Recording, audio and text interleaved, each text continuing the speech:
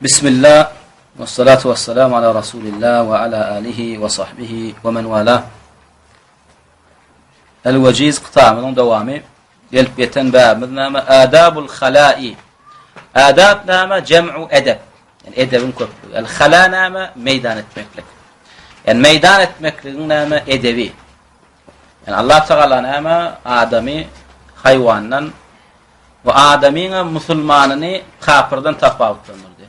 شون شو نام آدم ميدان إتنقشون خالق قرون يرنا يا خافر خالق نام إسلام شكلنا إدبل ما إسلام نام غوين إدبا بر مسلمان ميدان تشك وذ نام حكماني ثروت شو إدب درنام برجاية برنجث نام.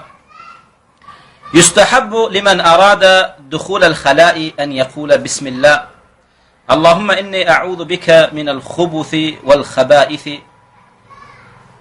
وذلك لحديث علي رضي الله عنه أن النبي صلى الله عليه وسلم قال: ستر ما بين أعين الجن وعورات بني آدم إذا دخل أحدهم الخلاء أن يقول بسم الله.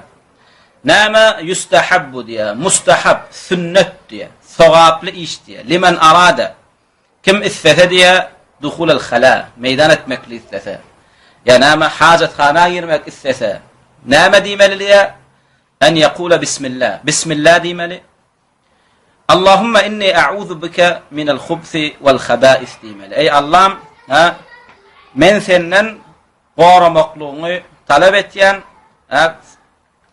دليان خبث لردن والخبائث لردن. خبث والخبائث دي نام جنن يركك لردن وعيال لردن ثلاثا هير يردن نام جني ليامات آدم أغلنا إذيت بربليا وأورتنا نام قوذ شوليا شان شو كم دا كم ميدانة معنا غيرنا. بسم الله اللهم إني أعوذ بك من الخبث والخبائث دي ثنام. علي رضي الله عنه أشار خديث ثنام رسول الله حكمة بيانتيا كم شن دوغان الثنام دي ستر ما بين أعين الجن وعورات بني آدم دي ستر در پرده بولر دي جنن gözübilen Adam oğlunun avratunun arasında diyen cının gözüne perde bolur. Avrat beni Adam oğlunun avratlarına gözü düşmez de ida dakhala ahaduhumul khala'a eğer biriniz näme meydan etcek bolanna näme yankı doğany oqasa diye. Şunu طيب. ولحديث أنس رضي الله عنه قال: كان رسول الله صلى الله عليه وسلم إذا دخل الخلاء قال: اللهم إني أعوذ بك من الخبث والخبائث. أنس رضي الله عنه روايته نام رسول الله إذا دخل الخلاء ميدانة ما نغير نام ديردي اللهم إني أعوذ بك من الخبث والخبائث ديردي، أي رب من نام جنن عيالların erkeklerin şerlerinden beni koru deyip name pena sorarken şun khubus va khubusu deyip name ba otuluna maqoliya khubsu deyip ba sakinna maqoliya hasanna ba otuluna qolsa name jinnar manisinleriya hasanna ba sakinna qolsa name şer yamanlık şu maniler veriyor. Son ikinci edeb name ve yustahabbu iza kharaja an yaqula ghufranaka. Ve name meydan edip bolan son bir name hacetxanadan çıkacak bolsa name diýmeklik sünnet ghufranaka dip dua etmeklik sünnet eken. Bu hadis kimden geliyor? Aişe nemizden geliyor. Name diye qalet kana an-nabiy sallallahu aleyhi ve sellem iza kharaja min al-khala'i qala ghufranaka. Aişe nemiz name diye Peygamberimiz sallallahu aleyhi ve sellem hasanna çıktı name meydan edip hacetxanadan çıktı name diyerken ghufranaka dip dile ederken. Ghufranaka demek name Rabbim günahlarım name bağışla demeklik. Ulamalar name hikmetini aytdı. Yani meydan edip bolandan son bana mağfiret et günahlarımı bağışla deyip dilemekliğin name münasibeti var, name bağlanışığı var. Bağlanışığı name adam hacetxana girende meydan edende name ettiye içinde bolan name boktan siydikten necasatını kapasını taşlap kaytiye. Doğru değil mi? Şu zattan sahiplenmeklığın ödüne ama bir hapalattan sahiplenmeklığın oluyor. Beden hapalıklar bu zatlar. Tayyip, adamın ruhu ne bilen hapalanıyor? Günah bilen hapalanıyor. Şunun için ne beden hapası, beden necasatlar taşlanından sonra ne Rabbim menin şu beden necasatlarımın çıkmaklığına näme yardım bersin. Gufranaka menin ruhi hapalıklarımı, günahlarımı näme bağışla dip dile getsen näme dile getmeklik näme münasibe dediler diye. Şoň üçin bu adam meydan etip bolan soňam näme diýmeli? Gufranaka dip dile getmeli. Bu ikinci edebi. Üçüncü edebi näme? Ve yustahabbu en yuqaddima rijlahul yusra fi'd-duhul. Sünnet diye en yuqaddima öňürtü ayagyny salmaly, çep ayagyny. Gireňde öňürtü näme? Çep ayagyny salmaly. Wal yumna fil khuruj. Çykanda da näme? Sag bilen çykmaly. Çep bilen girmeli, sag bilen näme? Çykmaly. Näme üçin? Sebäpden sag tarap gowzada ulanylýar. Çep tarap näme? Peýgamberlerde ulanylýar. Tuvalet näme? Gowy yer merwet yer. Erwet yer. Şoň üçin näme? Erwet ýere çepiň bilen girýär.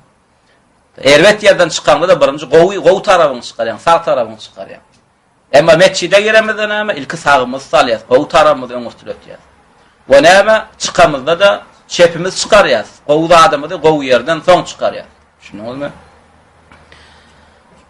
Soň näme üçin sagymyzy soň salýar? Ve zalika liyakuna ve zalika likawni at-tayamun fima huwa sharif.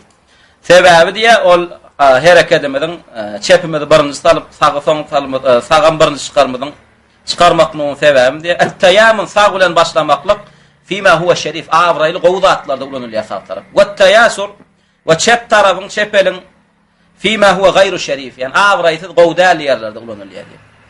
Ve kad warada ma yadullu alayhi fil jumla. Yani mu'minama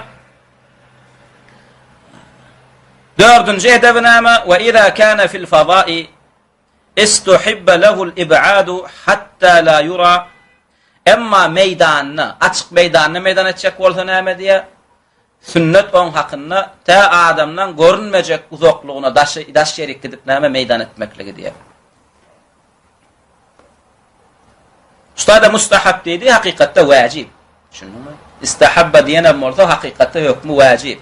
Adamdan sen näme awratyny görjek ýerini oturup meydan etmeklik haram. Yani sen awratyny açýan. Şoň üçin näme adamdan seredenne senin awratyny görmejek ýerine gidip meydan etmeklik näme wajib. Bunu ýerde fil fada açyk meydan ýerlerde.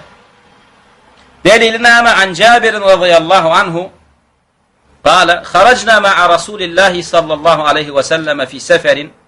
Jabir näme diýär radıyallahu anhu? Allah'ın razı olsun. Peygamberimiz sallallahu aleyhi ve sellem bir gün näme sapara çykdyk diýär.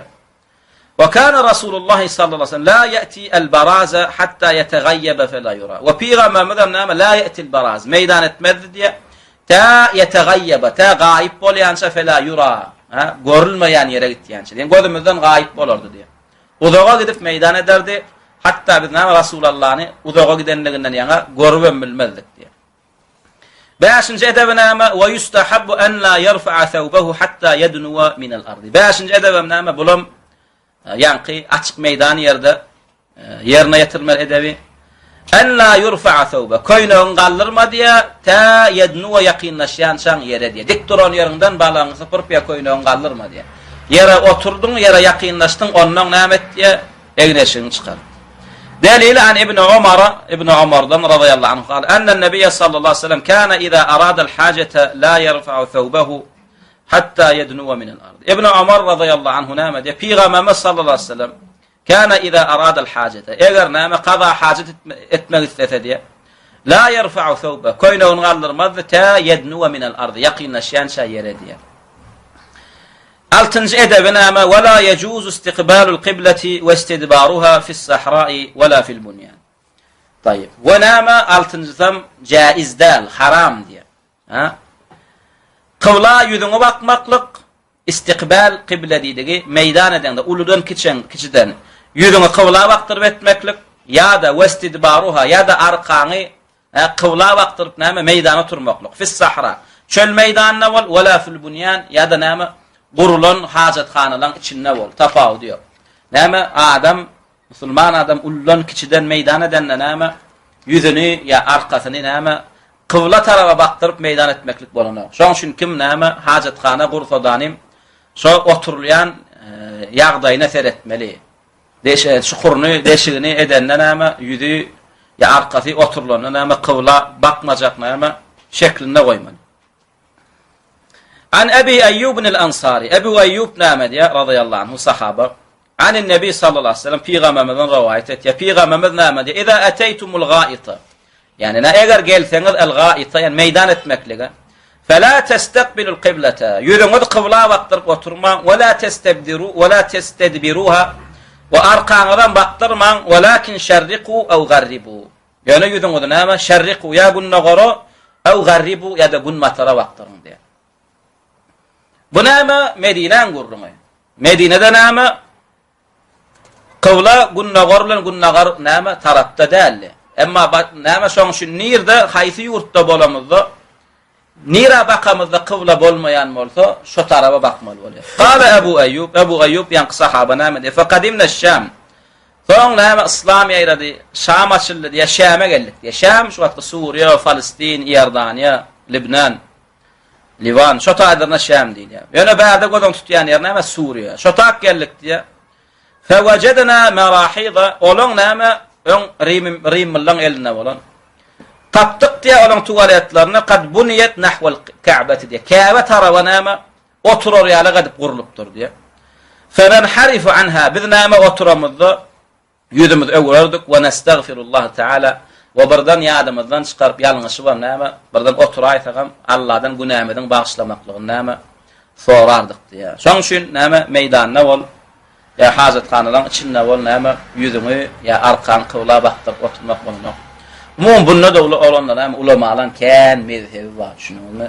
Şoň üçin biz bärde näme ol giňişleýin ulamalan mezheplerini bu hadisi şerh edenden umum şerhlaryny almaklyk maksatdalar ilki wagtda näme bir gysgaça halal harama farz wajibe namazda haja zekada roza näme esasy birinji bilmeliklary maksatlar niyetler şuqta başlady. Öyle näme umum ulamalar aýtýan sözünden kanaga dalynýan mezhep näme şu bir musulman meydanyna bolsun ya näme tuvaletleň içinde bolsun yüzünü ya arkasyny kıbla baktyp meydan etmeklik bolanok. 7. edebi näme we yahrumut takhalli fi tariqin nasi ve fi zillihim. 7. edebi haram bolýar et-takhalli meydan etmek fi tariqin nas adamlaryň gatnaýan ýoluny ve fi zillihim ya da näme kölegelenýän ýerlerinde. Çölle meydanyna näme bir çopondan kölegelenýän, saýranýan agaçlary bolýar. Tut bolýar, üzüm bolýar, ya daýhandan kölegelenýän, saýranýan agaçlary bolýar. Şolaň aşaklaryna baryp meydan etmeklik ya da adamlaryň gatnaýan ýollarynyň ortasynda, ýolunyň üstüne meydan etmeklik näme haram. Kim şeýse günah gadanýar. Rasulullah gaýtaran Ebu Hurayra radıyallahu anhu näme diýär? Enne Nebiy sallallahu aleyhi ve sellem qala Peygamberimiz şeýdi: "İttaqu el-la'inayn." İki sanak näme gargysy sebewar etýän ha iş etmeklikden gorkun. İttaqu gorkun diýär. Äga bolun el-la'inayn. İki sanak näme melgunluğa ertýän gargysy näme sebäp etýän amal etmeklikden. Qalu şeý diýenne sahabalar sory: "Ve mel la'inan?" Ya Rasulullah, ey Allah'ın Resulü, ol gargysy sebäp etjek ol amal, ol iki amal näme diýenne? Näme diýär Peygamber? Qala ellezî yetehalla fi tariqin nas. Bir näme şular ýalyk yetehalla meydan etýän diýär fi tariqin nas. Adamlaryň gatnaýan ýoluny meydan etmeklik diýär. Ew fi zillihim ya da näme olan kölegelenýän ýerine, oturýan ýerlerine meydan etmeklik diýär. Tayyip 7-8-nji näme we yukrahu an yabula fi mustahammihi. Ve suwa düşýän ýerine siýmeklik näme haram. Sebäp diýsen näme sen suwa düşýän suň ýere sıçrap ýene üstüňe ýaýraýar. Üstüňe gaýtýar. Şoň üçin näme suwa düşýän banýanda ýa suwa düşýän ýerinde ulanýan suň näme akyp gitmän, şo düşýän ýerinde üýşüp durýan bolsa, şo taksymeklik haram. Mekruh diýenen bolsa hakykatda haram. Şunu. Emma näme banýada suwa düşýän, akýan suň ýerde durman, gonu akyp gitýär. Şunu. Onna meýdan etmeklik aýam näme mekruh bolýar. Etmesen bol. Şunu. Birden näme siýdin galyp suňa sıçrama ahmal. Emma suwa düşýän ýerinde suw üýşüp durup, soň şu düşýän ýeriňe siňýän bolsa, onna aýam näme suwa düşýän ýeriňe siýmeklik haram. An Humayd el-Himyari qala laqitu rajulan sahiban Nabiy sallallahu aleyhi ve sellem kema sahibahu Ebu Hurayra qala diýär. Näme diýär Humayd el-Himyari diýen adam Peygamberimizin bir ashablarına duştum diye. Olam edil Ebu Hurayran näme sahaba bolşalyk, sahaba dedi yani. Ebu Hurayran Rasulullah'ın görüşýärlik, Rasulullah'ın gören adam dedi. Şo näme rivayet et? Ya neha Rasulullah. Rasulullah gaýtardy diye bizi. Yani ummatını gaýtardy. Nämeden en yemtaşita ahaduna kulla yawmin. Yani ummatının erkek göbek gülsün gaýtardy, günne saçyn daramaklıktan ev yebula fi muğteselihi ya da näme fi meklikten fi muğteselihi suwa düşýän ýerine. Yani suwa düşýän ýerine fi meklik näme gaýtarlan Rasulullah'ın tarapyndan haram.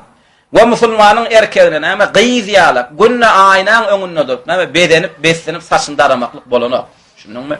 Ol kime gyýza münasib amal. Şoň şu näme günne günaşa bedenip beslenip aýnaň öňünde durup musulmanyň erkegine saçyn daramak bolanok. Günaşadan 2-3 günden dara. Bey değilse kirli gezdiyen ha. Saçını yuv, arasda sakla. Günne suwa düş. Günne saçını yuv. Yani günne aynan öňüne durup gyýzlan näme özüne timar berýärlik näme özüne timar berme. Onu kim etýär? Onu muhannesler etýär. Onu ayallara näme meňdeýän erkekler etýär. 9-njy näme we yahrumul bawlu fil ma'i'r rakit. Rakit yata, ma su, yata suwa simekligen bolana. Näme haram. Yatasu täzelenen onun adamna su içýär täret alýar. Şoň şin sen näme yatasu gapalaýar. Näme yatasu wasimekligem näme haram. An Jabirin anin Nebi sallallahu aleyhi ve sellem Jabir rivayet etýär Peygamberimiz näme diýär Peygamberimiz ennehu naha an yubala fi al-ma'i ar-rakidi. Rasulullah gaýtardy diýär haram etdi diýär näme an yubala fi al-makligi fil ma'i ar-rakidi yatasu diýär. طيب 10. edebi näme we yecuzul bawlu qa'iman wal qu'ud afdal diýär. Yani durup siýmekligem näme bolýa ýöne näme oturup siýmeklik afdal. Başta Rasulullah dik durup siýmeklik gadagan eden soň özüniň näme durup siýen ýeri bar. Şoň şu näme şu amaly näme haramlykdan mekruhluga çykarýar. Yani dik durup siýsen bolýa ýöne afdal bowsy oturup näme siýmeli. Delil näme an Huzayfa radıyallahu anhu Huzayfa rivayet etýär Peygamberimiň sırrynyň aýaty. Enne Nebiy sallallahu aleyhi ve sellem intaha ila subatati qaumin fabala qa'iman. Intaha yani gelip durdu diye Peygamberimiz. İla subatati qaumin. Subatana ma musurdyrlayan yer. Hapy üşürleyen yer. Her näme owan bir hapy üşürýän hapadyň ýeri bardyr. Näme bir qawmyň näme hapy üşürýän hapadyň ýerine geldi diýenim näme fabala qa'iman durup siýdi diye. Feterahaytu menem näme Rasulullah'ın ýanynyň aňryk aýrylyp gitjek boldum. Faqala udnu maňa näme gelle gonumel ma udnu yaqinnaş diýdi. Fedenautu yaqinnaşdym hatta qumdu inda aqbayhi yaqinnaş geldim diye näme yüzümi aňryk bakdyryp arkasynda durdum diye. Näme geçen gidenlerden Rasulullah'ın bukmaklygy üçin näme arkasynda durmaklygyny çağırdy diye. İlkimen näme Rasulullah näme meýdana çekip aňryk gitjek boldum diye. Şonu men çağırdı gelip arkasında durdum diye aňryk bakyp Rasulullah da näme duran ýerine bir kowmyň näme hapadyň ýerine meýdan siýdi diye. Soňam fetawadda soňam ta'ratalli we masaha ala khuffayhi aýagyna da mesi wady aýagyna da mes çykdy diye. Mes çekdi diye. Ve innema qulna al-qu'ud afdal. Ýene biz näme üçin we innema biz aýtdyk diye al-qu'ud afdal oturup siýmeklik afdal diýdik. Näme üçin? Li'annahu al-ghalib min fi'lihi. Zaten Peygamberimiz köpülenç näme siýende näme oturup siýereken. Hatta qalat Aişa hatta şu derecede Aişa näme aýtdy diye. Näme diye? Men haddathakum kim size gurrun berse. Anna Rasulullah bala qa'iman. Peygamberimiz durup siýipdir diýip näme aýtsa fela tusaddiqu inanmaň oňa diye. Ma kana yabulu illa jalisan. Diňe oturup siýerdi diye. Şunuňmy? Enne Huzayfa näme durup siýenini gördüm diye. Aýşa näme kim peygamber durup siýipdir diýdi näme inanmaň diýdi. Muwafaqaty näme? Yani Aýşa näme hiç oturup näme durup siýenini görmändir peygamberimiň. Soňam hele kan öýden çykadar emma peygamberimiň sahabalar peygamberimiň jihada giden, ýola sapara gidenler. Şoň şun Huzayfa gören zadyny aýtdy, Aýşa näme öz gören zadyny aýtdy. Yani Aýşa näme sözü näme delalet etýär? Yani Rasulullah köpülenç oturup siýereken. Huzayfa sözü näme delalet etýär? Käwat dik durup siýen ýerem bar eken. Şoň şun musulman adam aňlugy ýagdaý we oturup siýmeli, dik durup siýmeli. Soň 11-nji näme we yejibul istinzahu min al-bawl. Näme wajib al-istinzah araslanmaklyk näme min al-bawl siýdikde. Sidikten araslanmaklygym wajib. Kim sid soňnama araslanmasa gow süpürmese näme onuň etýänlady näme günah. An İbn Abbas nerden allyk bu delili? Bu gurrun İbn Abbas'ın rivayet etýän hadisidir. Bu hadis Buhari Müslim'de gelýär näme? Enne Nebiy sallallahu aleyhi ve sellem marra bi kabreyn. Peygamberimiz diýär marra geçdi diýär bir gün iki tane kabryň deňinden. İki kabryň deňinden geçip barýarka näme diýär? Faqala Peygamberimiz ennehuma la yu'azzaban. Şu iki kabrda yatan iki adam diýär şu la yu'azzaban. Azap çekip ýatyrlar diýdi. Nereden belli? Allah Teala haber verdi. Şu deňinden geçip barýar iki kabryň näme? Adamsyň azap çekip ýatany. Ve ma yu'azzaban fi kebir. Özlerim näme? Teredaymana bir uly zady üçin näme? Azap çeken aklar diýdi. Şunu. Yani hakikatten bir adam sip bolansoň sidiňden araslanmaklyk. Bu muşakkat işmi? Muşakkatda ya etmesi bir agyr kıyın zatmy? Kıyın zatda ýöne şonda da näme? Şu uly bolmadyk adam etmediler diye. Gaty bir muşakkatym däldi diye. Şunu. Ýöne şonda da näme? Günah çekdiler diye. Azap çekip ýatyrlar diye. Bula ve ma yu'azzabani fi kebir. Yani uly adam däldi bulan näme? Azap çekmekliginiň näme? Azap çekýäniň sebäbini diýen sözüniň açıklamasy. Akar ulamalar näme diýen? Olaň ygtykadyna sidikden araslanmaklyk bir näme? Bir uly bir mühim zat däldi diýe. Ama hakykatda näme sidikden araslanmak uly zatdy diýe. Näme inni şolaň gabrda azap çekmeklikleriniň sebäbini aýtdy. Amma ahaduhuma fa kana la yastanzihu min bawlihi. Bularyň biri diýe näme? La yastanzi araslanan aqdy diýe min bawlihi sip bolansoň diýe. Sip bolansoň näme? Doly araslanan aqdy diýe. İkinci näme? Ve emma'l aharu fa kana yemşi beynen nasi bin namime diye. Emma ikincisi näme? Adamlar arasında gep gatnadardy diye. Plan sana beydidi, plan sana beydidi diye. Näme? Şeydi ben näme? Bu amal bu iki adamynyň näme? Gabrda azap çekmekliklerine näme? Sebäp bolupdy. Şoň üçin musulman adam näme ýok mani suratda bu zatlardan ägä bolmaly. 12-nji edebi näme? Ve la yumsiku zekarahu bi yeminihi ve huwa yabul ve la yastanji biha diye. Ve näme bir adam näme fiýenne sagy bilen tutup siýmek bolmaýa ve la yastanji biha ve sagy bilen näme sınja almaklyk bolmaýa. Şunuňmy? Bu zatlara näme çepiň ulanmaly. Delili näme an Abi Qatada radıyallahu anhu qala. Abi Qatada diýen sahaba Peygamberimiz şey diýdi diye. Qala Rasulullah sallallahu aleyhi ve sellem Peygamberimiz näme diýär? İza bala ahadukum fala yemassa zekarahu bi yeminihi ve la yastanji bi yeminihi. İza bala eger sijak bolsa diye ahadukum biriňiz fala yemassa degirmesin zekarını awratyn näme sag eline diye. Yani sag eli bilen tutup siýmesin diye. Ve la yastanji bi yeminihi ve näme sag eli bilen näme sınjada kılmasyn diye. Yani süpürmesin diye. 13-nji edebi näme? Ve yecuzul istinja'u bil ma'i aw bil ahjari ve ma fi ma'naha wal ma'u afdal. 11-nji edebi näme? 13-nji edebi näme? Sınjany suwlana malsaň bolýar diye. Ve näme daşa kesege süpürmseň bolýar diye. Ya da näme şu daşyň kesegiň näme? Manisyny naqdatlar. Mysal üçin kagyz diýdi, mata diýdi, esgi diýdi şu zatlar. Yani haysin ulanmak afdal vel ma'u afdal. Su ulanmak afdal. Ennebi yerinin önüne näme? İstese suwada sınjagaly bilýär, suwada ýuwulýar we istese näme? Kagada ma kagada süpürni bilýär. Diňe suwa ýuw kagada ulanmasa da bolýar, diňe kagada ulanyp suwa ýuwmasa da. Näme diňe kagada ulanyp näme ýuwmasa da bolýar. Yani afdal näme? Kagada ulan, soň suw ulan. Şunuňmy? Emma diňe suw bar ýa-da suw ulanýan, başga ýagda ýok. Şunuňmy? Yani sen näme iki adam batende. Daşamma, kesegemma, suwamma. Haýsyn ulansaň, haýsyn ulansaň bolýar. Yani haýsy afdal, suw afdal. İkisini ulansaň has afdal. Eliň nejasada degme diýalak. Şunuňmy?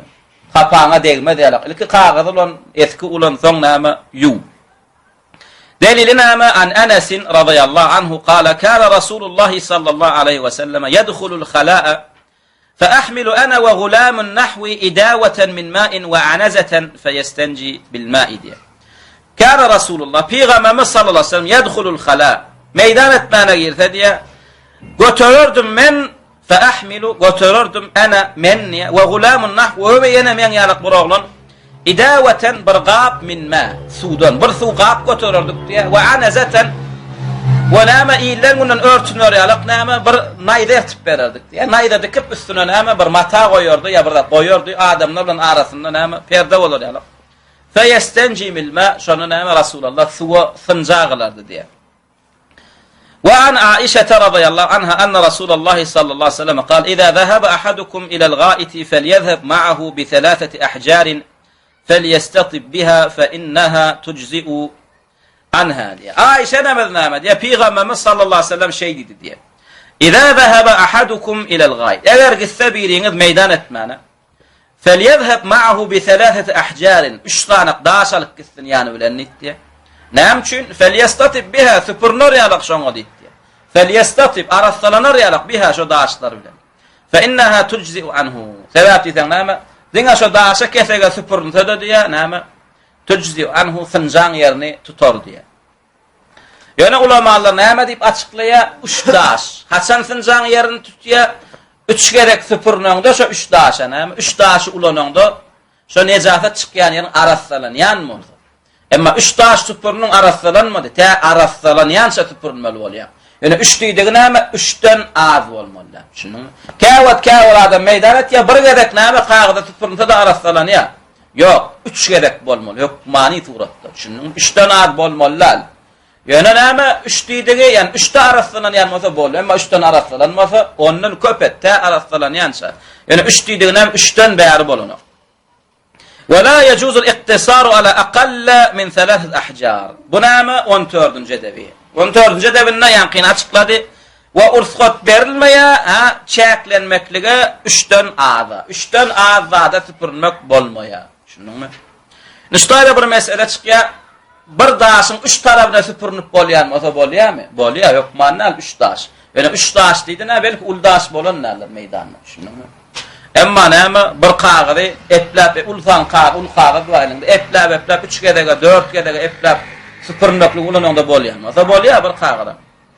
Daşam şoň galyp 3 tarapy bar, 4 tarapy bar, 5 tarapy bar. Her tarapyna süpürende näme süpürüp bolýar. Da bir daşa kitsen bolýar. Ýöne 3 daş diýdik, 3den az süpürülmedi ýa. Indi 3den azda bolmaýanlygyna delil näme? Selman Farisi'den. Selman Farisi näme?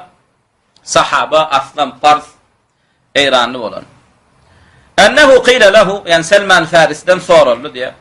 Kad allamakum nebiyyukum sallallahu aleyhi ve sellem kulle şeyin hatta'l khira'ata. Yani size öğretti mi diye Peygamberimiz hemme zati. Hatta meydan etmekliğin edebine çenem size öğretti mi deyip soradılar diye. Sonra ecel diye. Elbette diye. Öğretti diye. Lekad nehana en nestakbilel kıblete li gaitin ev bewl. Resulullah nama nehana. Gaytardı bize diye. Qaytardı bizi diye en nestakbilel kıblete. Kıvla vakıp nama. Meydan etmeklikten ya simeklikten ya. Ev en nestenciye bil yemin. Ve sağviden sınca alıp süpürülmeklikten simeklikten hem qaytardı diye. Ev en nestenciye bi aqalla min 3 ahjarin. Ve 3 daştan nama azada süpürülmeklikten hem qaytardı diye. Ev en nestenciye bi raci'in ev bi azmin. Ve edil şongalak raci' näme mallan tezegine ew bi azmin ýa-da näme sunk sankasynja almaklykdan hem näme gaýtardy diýär. Rajiya näme tezek adamyň kowalsyn ýa haýwanyň kowalsyn umumy näme tezege boka näme gatasa doňsa şoňa süpürnüp bilen goşa şoňarak sunka desynja alyp bilen. Wa näme synja alyp süpürnülýän adam näme hökmani suratda şo nejasatyň bokun aýry bilýän zat bolmaly. Şunuňmy? Emma ulamalar fıkh kitaplarda agazaýarlar ayna süpürmek, ýani näme kulyonka pakete süpürmek bolanok. Näme üçin? Kulyonka ödüne sorup bilen çyrşaýa, öňküden beter etdi. Şoň alyp zatlara näme sınja bolmaýar. Wa la yajuzul istijmaru bil azmi war-rawth diýär. On mäşinje de bilen näme ýankyny näme bir böle onu gaýtarýar. Olam wa la yajuzul istijmar diýär. Näme sınja gylmak bolanok diýär, näme yani sınja gylmak diýdigi uly meýdan edem, soň süpürmek bolanok diýär. Al-azm sunqsanqa we rawth näme tedege gomalaga şuňa alaqatlar. İstinja bilen istijmaryň tapawudy näme? Haçanla uly meýdanyndan ýa sidiginden arasalanmaklyk üçin suw olansaň, suw ulansaň şoňa istinja diýilýär. Emma ha meydanından araslanmaklık için sudan başka zat ulansa isticmar diýilýär. Şunuňmy? İstinja haçanda näme meydanından araslanmaklyk için su ulansa aýdylýar. Ulusuna kışına tapağı diyor. Näme istinja diýilýär. Su ulansa istinja diýilýär. Emma näme meydanından araslanmaklyk için sudan başka zat ulansa isticmar diýär. Şoň üçin näme suňsan kullanmaklyk, näme tezek, gomolok, ders zat ulanmaklyk bolanok diýeni isticmar sözüni getirdi. Näme delilini aýtýar? Näme üçin suňsanka, tezege, şuň alak zatlara sınjagylmak bolanok, meydanyny süpürmek bolanok. Jabirden rivayet gelýär, Peygamberimiz sallallahu aleyhi ve sellem gaýtardy diýär. En yutemessaha bi'azmin aw bi ba'rin. En yutemassa süpürmeklikden gaýtardy diýär Peygamberimiz. Azm, suňsanka aw bi ba'r ýa-da näme? Gomolok, tezek, şoň alak zatlara. Näme üçin gaýtarýar? Sebäp diýsen näme? Suňsank musulman jynlaryň iýmiti. Düşündiňmi? Tezek, gomolok bu zatlara näme? Musulman jyndan ulanýan haýwanlaryň iýmiti. Düşündiňmi? Şoň üçin musulman jynlar sorýar, ya Rasulullah, biz näme iýmeliýemizde näme musulmanyň bismillah diýip etini ýypsaň sunkundyň ýara. Ana şo suňsank näme?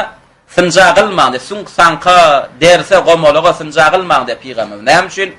Sebäp diýsen o suňsank näme musulman jynlagandan goňyň nahardyr diýär we tezek gomoloklarym näme?